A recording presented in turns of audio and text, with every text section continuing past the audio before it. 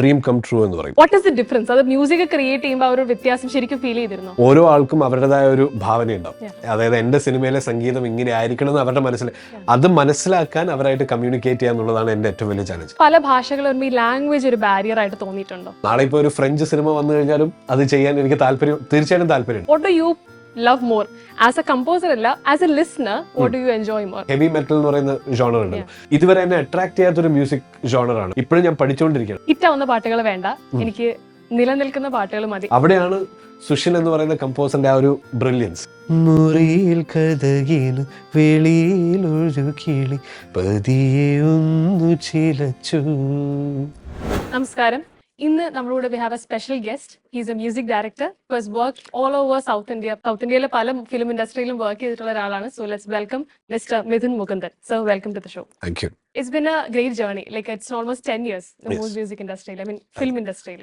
So ഈ ഒരു 10 yearsലെ ജേർണിയിൽ ഒരു രണ്ട് വാക്കിൽ just in 2 words വിവരിക്കാൻ പറഞ്ഞാൽ how would you say it? അങ്ങനെ വിവരിക്കാൻ പറയുകയാണെങ്കിൽ ഡ്രീം കം ട്രൂ എന്ന് പറയും. ബിക്കോസ് ഒരു ഏഴാം ക്ലാസ്സിൽ പഠിക്കുമ്പോഴാണ് എനിക്ക് തോന്നുന്നു, I think I had the first ഒരു feeling that I would like to be a music composer. Because music പഠിക്കുന്നുണ്ടായിരുന്നു ചെറിയ പ്രായം തൊട്ട്. അപ്പോൾ പാട്ടുകൾ വളരെയധികം എൻജോയ് ചെയ്യും. പക്ഷേ ഈ എങ്ങനെ ഒരു പാട്ടിനെ ക്രിയേറ്റ് ചെയ്യുക, അല്ലെങ്കിൽ ഒരു ബാക്ക്ഗ്രൗണ്ട് സ്കോർ ക്രിയേറ്റ് ചെയ്യുക, അങ്ങനെ ഒരു ലൈഫ് സ്റ്റൈൽ അതൊരു പ്രൊഫഷനായിട്ട് എടുക്കാൻ പറ്റിയിരുന്നെങ്കിൽ എന്ന് ആഗ്രഹിച്ചിരുന്നു. പ്രത്യേകിച്ച് AR റഹ്മാന്റെ സിനിമകൾ, അതായത് ഇപ്പം ദിൽസേ, ലഗാൻ, ഈ സിനിമയൊക്കെ കാണുമ്പോൾ ഇമ്മീഡിയറ്റ്ലി നമ്മുടെ മനസ്സിൽ പിന്നെ ആ ഒരു ആഗ്രഹം വരും. പക്ഷേ അതിൽ ഒരു മേജർ ഇഷ്യൂ ഇതായിരുന്നു. കാരണം നമ്മുടെ ഫാമിലി എന്താ പറയുക, സംഗീതത്തിനൊക്കെ വളരെയധികം സപ്പോർട്ട് കൊടുക്കുന്നൊരു ഫാമിലി തന്നെയാണ്. കാരണം പഠിപ്പിക്കാനൊക്കെ എൻ്റെ അച്ഛനമ്മയൊക്കെ കുറേ സ്ട്രഗിൾ ചെയ്തിട്ടുണ്ട് ഞങ്ങളെ മ്യൂസിക് പഠിപ്പിക്കാൻ. പക്ഷേ ഒരു സിനിമ അല്ലെങ്കിൽ ഒരു കരിയറായിട്ട് എടുക്കാൻ ഒരു ഗൈഡൻസ് തരാനുള്ള ആരും അങ്ങനെ വീട്ടിലുണ്ടായിരുന്നില്ല. അവരൊക്കെ കുറേ കൂടെ അക്കാഡമിക് ഓറിയന്റഡ്, ഡോക്ടർ ആവണം, എഞ്ചിനീയർ ആവണം, ആ ഒരു ലൈനായിരുന്നു അവരുടെ. അപ്പോൾ അതിൻ്റെ ഒരു ബുദ്ധിമുട്ടുണ്ടായിരുന്നു. പക്ഷേ ഇന്നിപ്പോൾ ഈ ഒരു അവസ്ഥയിൽ ഇരിക്കുമ്പോൾ, ഈ ഒരു സിറ്റുവേഷനിൽ ഇരിക്കുമ്പോൾ ശരിക്കും അതുകൊണ്ട് ഞാൻ പറഞ്ഞത് ഡ്രീം കം ട്രൂ ആണ്. കാരണം എത്രയോ വർഷത്തെ, എനിക്കിപ്പം എൻ്റെ ജീവിതത്തിൽ ഒരു 30 വർഷത്തെ എന്താ പറയുക, ഒരു ഡ്രീമാണ് ഇപ്പം സത്യമായിട്ട് വന്നിരിക്കുന്നത്. വളരെ സന്തോഷം. അപ്പോൾ മലയാളത്തിൽ ഓൾമോസ്റ്റ് 3-4 മൂവീസ് ചെയ്തിട്ടുണ്ട്. അല്ല, റോഷാക്കാണ് ഈ ലാസ്റ്റ് ഇറങ്ങിയത്. റോഷാക്കായിരുന്നു എൻ്റെ ഫസ്റ്റ് മലയാള സിനിമ റോഷാക്കായിരുന്നു. അപ്പൊ ഏറ്റവും ലേറ്റസ്റ്റ് പവി കെയർടേക്കർ ആണ്. അപ്പൊ ഈ പവി കെയർടേക്കർ എന്ന സിനിമയിൽ നമുക്ക് ഐക്കോണിക് ആയിട്ട് വന്നത് ഓസ്ലർ സിനിമയും തന്നെയാണ് ചെയ്തത്. ഓസ്ലർ, റോഷാക്ക്, അങ്ങനത്തെ ത്രില്ലർ മൂവീസ് ചെയ്തിട്ട് ഈ പവി കെയർടേക്കർ എന്നൊരു ഫീൽ ഗുഡ് മൂവി അല്ലെങ്കിൽ ഒരു കോമഡി റോം-കോം അല്ലെങ്കിൽ ഒരു കോമഡി സൈഡാണ് നമുക്ക് ഈ ത്രില്ലർ ആണെന്ന് തോന്നും. What is the difference? അത് മ്യൂസിക് ക്രിയേറ്റ് ചെയ്യുമ്പോൾ ആ ഒരു വ്യത്യാസം ശരിക്കും ഫീൽ ചെയ്തിരുന്നു? അങ്ങനെ ഒരു മ്യൂസിക് ക്രിയേറ്റ് ചെയ്യുമ്പോൾ, കാരണം മ്യൂസിക് എന്ന് പറയുന്നത് വളരെ ഓർഗാനിക് ആയിട്ട് വരേണ്ട ഒരു സംഭവമാണ്. അതിപ്പോ വിനീതേട്ടൻ ആദ്യമായിട്ട് കഥ പറഞ്ഞപ്പോഴും തന്നെ ഇതിന്റെ ടോൺ എന്തായിരിക്കും, എങ്ങനെയുള്ള മ്യൂസിക്കാണ് അദ്ദേഹം പ്രതീക്ഷിക്കുന്നത് എന്നുള്ളത് കഥയിൽ നിന്ന് തന്നെ നമുക്ക് മനസ്സിലാവുന്നുണ്ട്. ഇതിലെ ചാലഞ്ചിങ് പാർട്ട് എന്ന് പറയുന്നത് ഇപ്പം ഓസ്ലറിലും മിഥുൻ മാനുവൽ തോമസ് ആണെങ്കിലും ഇവിടെ പവി കെയർടേക്കറിൽ വിനീത് കുമാർ ആണെങ്കിലും ഓരോ ആൾക്കും അവരുടേതായ ഒരു ഭാവനയുണ്ടാവും. അതായത് എന്റെ സിനിമയിലെ സംഗീതം ഇങ്ങനെ ആയിരിക്കണം എന്ന് അവരുടെ മനസ്സിൽ, അത് മനസ്സിലാക്കാൻ അവരായിട്ട് കമ്മ്യൂണിക്കേറ്റ് ചെയ്യുക എന്നുള്ളതാണ് എൻ്റെ ഏറ്റവും വലിയ ചാലഞ്ച്. അത് മനസ്സിലാക്കി കഴിഞ്ഞാൽ പിന്നെ എക്സിക്യൂട്ട് ചെയ്യേണ്ടത് എങ്ങനെയാണെന്ന് എനിക്കറിയാം. അതാണ് എൻ്റെ ഒരു കോൺഫിഡൻസ് എന്ന് പറയുന്നത്. പക്ഷേ ആ ഒരു കമ്മ്യൂണിക്കേഷൻ, പക്ഷെ വിനീതേട്ടനൊക്കെ കൂടെ എക്സ്ട്രീംലി എന്താ പറയുക, വളരെ സുഗമമായ കമ്മ്യൂണിക്കേഷൻ ആയിരുന്നു. അതായിരുന്നു അതിൻ്റെ ഒരു വലിയൊരു പോസിറ്റീവ്. ഈ പല ഭാഷകളിൽ സിനിമയുടെ വർക്ക് ചെയ്തിട്ടുണ്ടല്ലോ, തെലുങ്ക്, കന്നഡ, മലയാളം. അപ്പൊ ഈ പല ഭാഷകൾ വരുമ്പോൾ ഈ ലാംഗ്വേജ് ഒരു ബാരിയർ ആയിട്ട് തോന്നിയിട്ടുണ്ടോ? ഇല്ല, എനിക്ക് അങ്ങനെ ഒരു പ്രശ്നം ഉണ്ടായിട്ടില്ല. കാരണം ഞാൻ പറഞ്ഞില്ല, ഇപ്പം ഒരു കഥ എന്ന് പറയുന്നത് ഇപ്പോൾ ആ ഒരു പെർട്ടിക്കുലർ നാട്ടിൽ ഏത് ഇൻഡസ്ട്രിയിലാണോ ആ കഥ നടക്കുന്നത്, അല്ലെങ്കിൽ ആ സ്റ്റോറി സിനിമ ഉണ്ടാവുന്നത്, ആ കൾച്ചർ ആ കഥയിലുണ്ടാവും, അതിലെ ഡയലോഗ്സിലുണ്ടാവും, അതിലെ കഥാപാത്രങ്ങളിലുണ്ടാവും. അപ്പോൾ അത് മനസ്സിലാക്കുക എന്നുള്ളതാണ് എൻ്റെ ചാലഞ്ച്. അതെനിക്ക് കിട്ടിക്കഴിഞ്ഞു കഴിഞ്ഞാൽ പിന്നെ നാളെ ഇപ്പോൾ ഒരു ഫ്രഞ്ച് സിനിമ വന്നു കഴിഞ്ഞാലും അത് ചെയ്യാൻ എനിക്ക് തീർച്ചയായിട്ടും താല്പര്യമുണ്ട്. But I will have to understand. പക്ഷേ ഒരു ഹ്യൂമൻ എക്സ്പീരിയൻസ് എന്ന നിലയിൽ എനിക്കതിനോട് റിലേറ്റ് ചെയ്യാൻ പറ്റും. പക്ഷേ അവിടെയുള്ള ഓഡിയൻസ് അല്ലെങ്കിൽ അവിടെയുള്ള ഡയറക്ടർ പ്രതീക്ഷിക്കുന്ന ആ എലമെന്റ്സ് എന്താണ് എന്ന് മനസ്സിലാക്കുക എന്നുള്ളതാണ് എൻ്റെ ചാലഞ്ച്. ഇപ്പം ഞാൻ കന്നഡയിൽ ഇപ്പം കുറേ വർഷങ്ങളായപ്പോൾ അത് കാരണം കന്നഡ ഭാഷ എനിക്കറിയാം. അപ്പോൾ അത് കാരണം ഇപ്പോൾ ആ ഒരു ബുദ്ധിമുട്ടില്ല, ഭാഷ മനസ്സിലാവുന്ന ബുദ്ധിമുട്ടില്ല. Malayalam obviously not an issue. തെലുങ്കിലൊക്കെ ഇപ്പോഴും ഭാഷ പഠിച്ചു വരുന്നേ ഉള്ളൂ. അപ്പോൾ ആ ഒരു കുറച്ചൊരു സ്റ്റാർട്ടിങ് ട്രബിൾ അവിടെ ഉണ്ട്. പിന്നെ എല്ലായിടത്തും ഉണ്ടാകുന്ന എക്സ്പെക്ടേഷൻസിൽ വ്യത്യാസമുണ്ടാവും. ഇപ്പം മലയാളത്തിൽ ഞാനിപ്പോൾ ഒരു ലവ് സോങ് എന്ന് പറഞ്ഞിട്ട് കൊടുക്കുന്നുണ്ടെങ്കിൽ ആ ലവ് സോങ്ങിൽ എന്തൊക്കെ എലമെന്റ്സ് ഉണ്ടാവണം, അല്ലെങ്കിൽ എത്ര എനർജി ഉണ്ടാവണം എന്ന് ഇവിടുത്തെ എങ്ങനെ പ്രതീക്ഷിക്കുന്നു, അതിൽ നിന്നും ചിലപ്പോൾ വ്യത്യസ്തരായിരിക്കാം തെലുങ്ക് ഓഡിയൻസ് അല്ലെങ്കിൽ കന്നഡ ഓഡിയൻസ്. അത്രേ ഉള്ളൂ. ഓക്കെ. അപ്പൊ നമ്മുടെ മലയാളത്തിൽ ഇപ്പൊ അമ്മ മലയാളി, ഇപ്പൊ മലയാളത്തിൽ പറയുകയാണെങ്കിൽ നമുക്ക് ക്രിറ്റിക്സ് അല്ലെങ്കിൽ നമ്മുടെ ഓഡിയൻസിൽ 2 ടൈപ്പ് ആൾക്കാരുണ്ട്. ലൈക്ക് ലേറ്റ്ലി നമ്മൾ പലരും കുറെ ഒരു ജനറേഷൻ അല്ലെങ്കിൽ ഒരു ടൈപ്പ് ആൾക്കാർ ഈ ഇലക്ട്രിഫൈഡ്, ഇലക്ട്രോണിക്, എനിക്ക് ടെക്നിക്കൽ ടേംസ് അറിയില്ല, ഈ ഭയങ്കര ഇലക്ട്രിക് ടൈപ്പ് മ്യൂസിക്സ് ഉണ്ട്. But some of the people are into traditional, അല്ലെങ്കിൽ നമ്മുടെ ആ പഴയ സെയിം. സാറിന്റെ ഒരു ഇഷ്ടം എന്നല്ല, നമുക്ക് പല ടൈപ്പ് ഉണ്ടാവും, പക്ഷെ what do you love more as a composer alla as a listener? What do you enjoy more, ee electric sound aano traditional music? Actually satyam parayanengil as a listener I have പറ്റുന്ന അത്രയും neutral ആയിട്ട് നിൽക്കാൻ ഞാൻ ശ്രമിക്കാറുണ്ട്. Because it helps me as A composer also. കാരണം പലതരം music കേൾക്കാനും അത് മനസ്സിലാക്കാനും അത് എൻജോയ് ചെയ്യാനും ഞാൻ ശ്രമിക്കാറുണ്ട്. അപ്പം എൻ്റെ മ്യൂസിക്കൽ റെപ്പറ്റ്വർ ഈസ് ഇൻക്രീസിങ് എന്ന് പറയുന്ന ഒരു ഫാക്ടർ ഉള്ളതുകൊണ്ട്. പക്ഷേ എനിക്ക് തോന്നുന്നു എൻ്റെ ഒരു basic Tenet of musical philosophy എന്ന് പറയുന്നത് is that melody is king. ഏത് ഭാഷയിലാണെങ്കിലും ഏത് കാലഘട്ടത്തിലെ പാട്ടാണെങ്കിലും ഇന്നും ഇപ്പം ഞാൻ പറഞ്ഞു, ഇപ്പോൾ എന്താ പറയുക, പൂമാനമേ എന്ന് പറയുന്ന പാട്ട് ഞാൻ ഓസ്ലറിന് വേണ്ടി റീക്രിയേറ്റ് ചെയ്തിരുന്നു. ശ്യാം സർ ഉണ്ടാക്കിയ ആ പാട്ടിന്റെ മെലഡിയുടെ റിച്ച്നെസ് എന്താണെന്ന് വെച്ചാൽ ഇന്നത്തെ ജനറേഷൻ അതും വെച്ചിട്ട് റീൽസ് ഉണ്ടാക്കുന്നു. C you can imagine it's A song which is older than me, you know.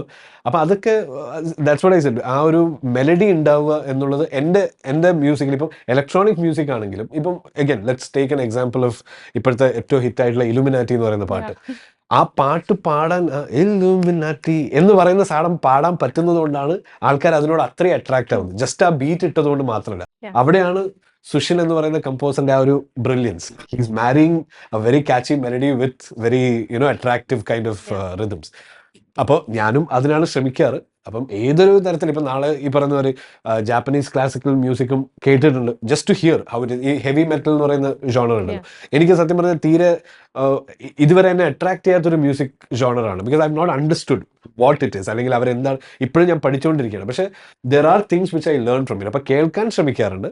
പക്ഷേ എനിക്ക് മെലഡി ഉണ്ടെങ്കിൽ ഏത് ഭാഷ എന്താണെങ്കിലും ഞാൻ റെഡിയാണ്. ഓക്കെ, ജസ്റ്റ് ഒരു ക്വസ്റ്റ്യൻ ചോദിക്കാം. ഇറ്റ് ഇസ് ദാറ്റ് ലാസ്റ്റ് ഒരു ഫ്യൂ ഇന്റർവ്യൂസ് കണ്ടപ്പോൾ Vineeth Sreenivasan made a statement that hit ആവുന്ന പാട്ടുകൾ വേണ്ട, എനിക്ക് നിലനിൽക്കുന്ന പാട്ടുകൾ മതി. അത് ആ ഒരു സിനിമയെ ഉദ്ദേശിച്ചിട്ടായിരിക്കാം, പക്ഷെ commonly he made a statement. അതിനോട് യോജിക്കുന്നുണ്ട്? എങ്ങനെയാണ് സാറിന്റെ ഒരു? 100% യോജിക്കുന്നു, 100% യോജിക്കുന്നു. ബിക്കോസ് നല്ല പാട്ടുകൾ എന്ന് പറയുന്നത് അതൊരു എനിക്കൊന്നൊരു അസറ്റാണ്. As a society it's an asset for us, because നമ്മുടെ ഒരു ഹ്യൂമൻ ഇതിൽ നോക്കുകയാണെങ്കിൽ നമ്മുടെ മെമ്മറിയിൽ നമ്മൾ പല പാട്ടുകളും കേൾക്കുമ്പോൾ നമുക്ക് അന്നത്തെ കാലത്ത് നമ്മൾ എവിടെയായിരുന്നു, കോളേജിൽ പോകുമായിരുന്നു അല്ലെങ്കിൽ സ്കൂളിൽ, അതൊക്കെ നമുക്ക് ഓർമ്മ വരും.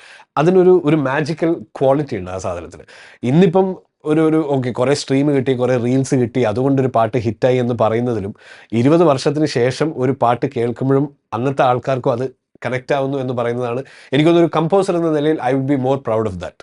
ഇപ്പം അഗൈൻ ഇഫ് ഐ ടു പൂമാനയുടെ എക്സാമ്പിൾ എടുക്കുകയാണെങ്കിൽ ശ്യാം സാറിന് ഇന്ന് ആ പാട്ട് ഇത്രയും 30-35 വർഷങ്ങൾക്ക് ശേഷം ആൾക്കാർ ഇത് ഇപ്പോഴും എൻജോയ് ചെയ്യുന്നു അറിയുമ്പോൾ കിട്ടുന്നൊരു സന്തോഷം. നാളെ എന്തെങ്കിലും ഒരു 40 വർഷം കഴിഞ്ഞാൽ എൻ്റെ അങ്ങനെ ഒരു പാട്ട് കേട്ടിട്ട് ആൾക്കാർക്ക് ഇഷ്ടപ്പെട്ടു എന്ന് അറിഞ്ഞു കഴിഞ്ഞാൽ അതിലായിരിക്കും എനിക്ക് ഏറ്റവും കൂടുതൽ സന്തോഷം. അദ്ദേഹം പറഞ്ഞതിനോട് ഞാൻ 100% യോജിക്കുന്നു. ഒരു last question is that sir നല്ലൊരു പാട്ടുകാരനാണ് എന്നും കൂടെ കേൾക്കാൻ കഴിഞ്ഞു. If you don't mind can you sing few lines? Sure. നമ്മുടെ പവി കേർട്ടേക്കറിന്റെ ആദ്യത്തെ പാട്ട് റിലീസ് ആയിട്ടുണ്ടായിരുന്നു. അപ്പോൾ അതിലൊരു 4 വരി പാടാം. പിറകിലാരു വിളിച്ചോ മധുര നാരകം പൂത്തോ അകലെ മുകിലിന് പിറകിൽ പനിമതി വെറുതെ എന്തിനൊളിച്ചു മുറിയിൽ കഥകിന് വെളിയിൽ ഒരു കിളി പതിയെ ഒന്നു ചിലച്ചു. ഈ പവി കെയർടേക്കറിന്റെ മൂവിയിൽ വർക്ക് ചെയ്തപ്പോ ഈ വിനീത് കുമാറിന്റെ കൂടെ work was it A different experience? കാരണം ഹീസ് എ യങ് ഡയറക്ടർ പറയുന്ന പോലെ. അപ്പോ അതിന്റെ എക്സ്പീരിയൻസ് ജസ്റ്റ് ഷെയർ ചെയ്യാമോ? എനിക്കൊന്ന് ഞാൻ വർക്ക് ചെയ്തിട്ടുള്ള ഒട്ടുമിക്ക ഡയറക്ടേഴ്സും യങ് ഡയറക്ടേഴ്സ് ആണ്. അതൊരു കോമൺ ഫാക്ടർ ആണ്. എനിക്ക് 1-2 സീനിയർ ഡയറക്ടേഴ്സിനോട് ഞാൻ വർക്ക് ചെയ്തിട്ടുള്ളത് ഇതുവരെ. പക്ഷേ അതിൽ I don't think it has anything to do with age. Sensibility എന്ന് പറയുന്ന ഒരു ഫാക്ടർ, അതായത് അവർക്ക് ഒരു കഥ പറയുമ്പോൾ അവർക്ക് യൂസ് ചെയ്യുന്ന ചിലപ്പം അവർ എഴുതുന്ന ഡയലോഗ്സ് എങ്ങനെയായിരിക്കാം, അല്ലെങ്കിൽ അവരുടെ കഥാപാത്രങ്ങളുടെ ഇമോഷണൽ റേഞ്ച്. അതായത് ഇപ്പം പെട്ടെന്ന് ദേഷ്യം പിടിച്ച് ഇങ്ങനെ ദേഷ്യം പിടിച്ച് ഭയങ്കര വയലൻ്റ് ആയിട്ട് സംസാരിക്കുന്ന ഒരാളും ഉണ്ടാവും, കടിച്ച് പിടിച്ച് ദേഷ്യം അമർത്തി പിടിച്ച് സംസാരിക്കുന്ന ഒരാളുണ്ട്. അപ്പോൾ ഏത് കഥാപാത്രമായിരിക്കാം അദ്ദേഹത്തിൻ്റെ വിഷനിൽ ഉണ്ടാവുക എന്നുള്ളത് അദ്ദേഹം എഴുതുമല്ലോ. അതേപോലെ തന്നെയാണ് മ്യൂസിക്കിൻ്റെ കാര്യത്തിലും. സോ ഇപ്പം വിനീതേട്ടൻ നിങ്ങൾ സംസാരിച്ചാൽ അറിയാം, വളരെ എന്താ പറയുക, വെരി സോഫ്റ്റ് ആയിട്ടുള്ളൊരു ആളാണ്. സംസാരത്തിലാണെങ്കിൽ ദേഷ്യം പിടിക്കില്ല, അങ്ങനെയൊക്കെ ഉള്ളൊരു ടൈപ്പാണ്. അപ്പോൾ അതുപോലെ തന്നെ അദ്ദേഹത്തിൻ്റെ കഥയിലും അദ്ദേഹത്തിൻ്റെ ഡയറക്ഷനിലും പാട്ടുകളിൽ നിന്നുള്ള അദ്ദേഹത്തിൻ്റെ എക്സ്പെക്റ്റേഷനിലൊക്കെ ആ ഒരു സോഫ്റ്റ്നെസ് ഉണ്ട്. അപ്പം അത് എനിക്ക് വളരെയധികം ഞാൻ എൻജോയ് ചെയ്തിട്ടുണ്ട്. കാരണം എനിക്ക് തോന്നുന്നു എൻ്റെ കരിയറിൽ ഏറ്റവും കൂടുതൽ മെലഡി വർക്ക് ചെയ്യാൻ പറ്റിയ ഒരു സിനിമയാണ്. പാട്ടുകളാണെങ്കിലും സ്കോറിലാണെങ്കിലും പലതരം മെലഡി ഞങ്ങൾ എക്സ്പെരിമെൻ്റ് ചെയ്ത് ട്രൈ ചെയ്ത് അങ്ങനെ ചെയ്തിട്ടുണ്ട്. അപ്പോൾ എനിക്ക് വളരെ ഒരു കമ്പോസർ എന്ന നിലയിൽ വളരെയധികം സാറ്റിസ്ഫാക്ഷൻ തന്ന ഒരു ഡയറക്ടറാണ് വിനീതേട്ടൻ. അപ്പോൾ that was all the questions and ഈ ഒരു പവി കെയർടേക്കർ എന്ന മൂവി ഏറ്റവും നല്ല വിജയമാവട്ടെ എന്ന് പ്രാർത്ഥിക്കുന്നു. And all the best for your future career too. Thank you so much. Thank U.